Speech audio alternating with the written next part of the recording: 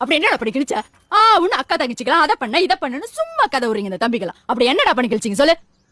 என்ன பண்ணி கிழிச்சியாவா? உனக்கு தம்பியா இருக்குது எவ்வளவு கஷ்டம் தெரியுமா? உன் புருஷனுக்கு மச்சானா இருக்குது எவ்வளவு கஷ்டம் தெரியுமா? இந்த உட்காந்துக்கிற உரலு அவனுக்கு மாமனா இருக்குது எவ்வளவு கஷ்டம் தெரியுமா? உன் மாமியா இருக்காலே மாடர்ன் மனோரமா அக்கா இருக்க ஒத்தாட்சி இருக்கலாமே 2 மணி வேலை இழுத்து பிடிச்ச வந்தா சம்பளத்துக்கு ஆள் வச்ச மாதிரி ஆளாளுக்கு வேலை வாங்குறாங்க.